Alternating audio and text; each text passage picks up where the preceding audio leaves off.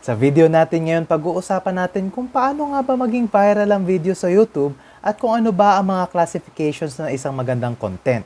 Kung gusto mo malaman kung paano magiging viral ang mga videos mo, just keep on watching.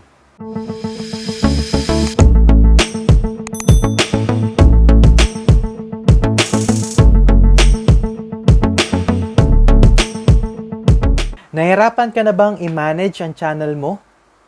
Meron akong tools para sa'yo. Ako ay gumagamit ng TubeBuddy. Itong TubeBuddy ay meron silang feature na nakakapag-research ako ng keywords para magamit ko sa next content ko.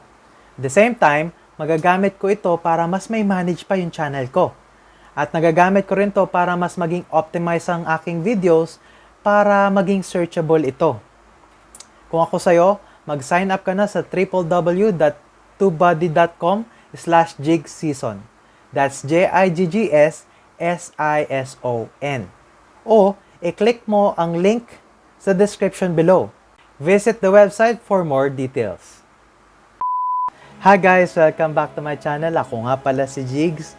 At alam kong sa punto na ito ay meron ka ng gustong gawing video. Pero hindi mo alam kung papatok ba ito o kung paano ito gagawin. Dahil nasa iyong mga kamay, ang ikagaganda ng video mo, ay ibibigay ko sa iyo mga qualities ng isang magandang content. Baka malay mo, ito na pala ang susunod na viral video sa YouTube. Kung wala ka pang maisip na content para sa channel mo, ay panoorin mo ang previous video ko kung paano nga ba magkaroon ng unlimited video ideas.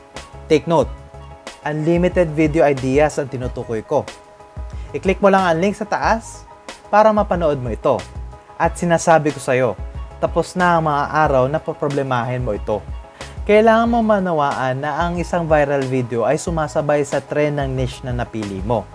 Ang salitang trending na tinatawag ay ang kumakalat na subject or topic na makikita mo sa maraming social media posts na sa sobrang dami ay kaya nitong maimpluwensyahan ang isang specific community. At based sa aking napag-aralan at naobserbahan, meron tong patterns or qualities na hindi man natin kaagad napapansin, pero ito ang nagiging dahilan kung bakit nga ba nagiging viral ang isang video. At gusto kong ibigay sa iyo mga qualities nito para magamit mo rin sa mga content mo. Lagi mong tatandaan ang quotation na sinabi ni Les Brown. Ang sabi niya, practice only makes for improvement. Quality number 1. A viral video is a scroll stopper. Di ba merong pagkakataon na habang nag-scroll ka ng mga video sa YouTube, ay bigla kang mapapahinto dahil sa agaw-pansing title and description ng video na nakita mo? Hindi mo pa naman nakikita or napapanood ang video na yun pero nakuha na nito ang atensyon mo. Siyempre, nagkaroon ka ng interes na panoorin ito. Ang isang viral video ay merong catchy or agaw-pansing title at thumbnail. For example, si Mr. Beast ay na-master na niya ito.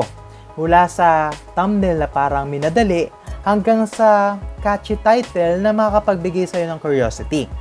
Ang bawat video na ginagawa niya ay pasok na pasok talaga sa niche na napili niya.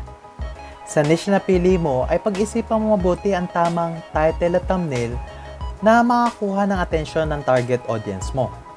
Huwag mong isipin na ang style na iba ay mag-work sa'yo dahil una sa lahat magkaiba kayo at magkakaiba ang bawat niche.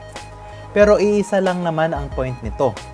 Ang target viewers mo ay dapat mapahinto at maintriga sa content mo kapag nakita na nila ito. Quality number 2. A viral video triggers the heart with emotions. Ang isang video ay makakapagbigay sa atin ng galit at saya o pwede rin namang lungkot o kilig. Kahit ano pa man yan, ang isang viral video ay laging nakakakuha ng atensyon dahil natitrigger nito ang emosyon sa ating mga puso. Sabi nga nila, there is no such thing as bad publicity.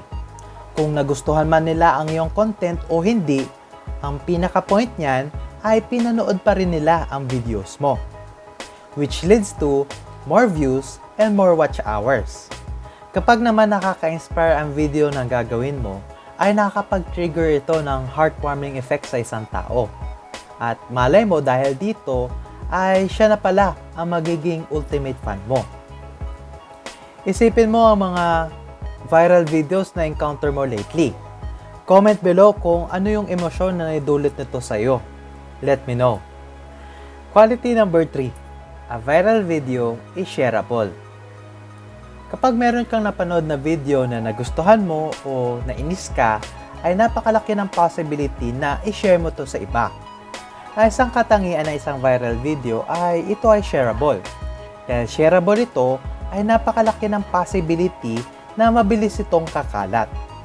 Isipin mong mabuti kung shareable nga ba ang mga content na ginagawa mo. Tanungin mo sa sarili mo, ang mga videos ko ba ay kusang sinishare ng mga viewers ko? Ang mga videos ko ba ay gusto ng mga viewers ko o hindi?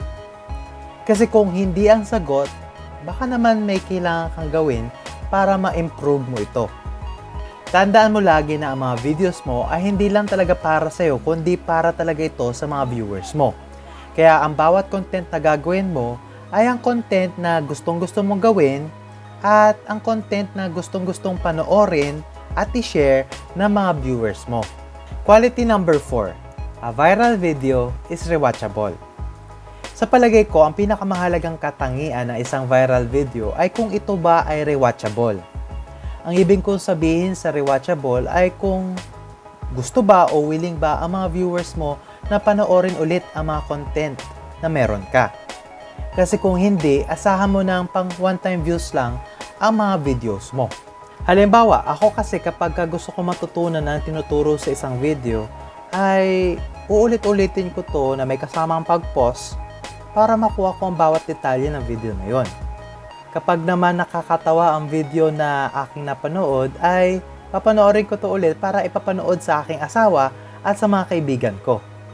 Ang mga qualities na to ay maaaring ilan lang sa mga marami mo pang pwedeng makita at mapansin. Kahit gaano pa kahaba ang isang viral video, ang magiging punot dulo nito ay ang pagiging relatable nito sa mga viewers na makakapanood nito. Katulad ng sinabi ko kanina, ay nasa iyong mga kamay ang ikagaganda ng mga videos mo. Nakadepende rin sa'yo kung paano ito makikita ng mga viewers mo. Patuloy ka lang sa paggawa ng mga bagay na gusto mo habang ina-apply mo ang lahat ng mga natututunan mo. Comment below kung meron ka pang alam na qualities ng isang viral video na napansin mo. Let me know. Habang ginagawa mo yan, ay panoorin mo rin ang mga video sa gilid ko para matutunan mo ang iba pang mga best practices sa YouTube. Muli, maraming salamat sa panonood. Bye-bye!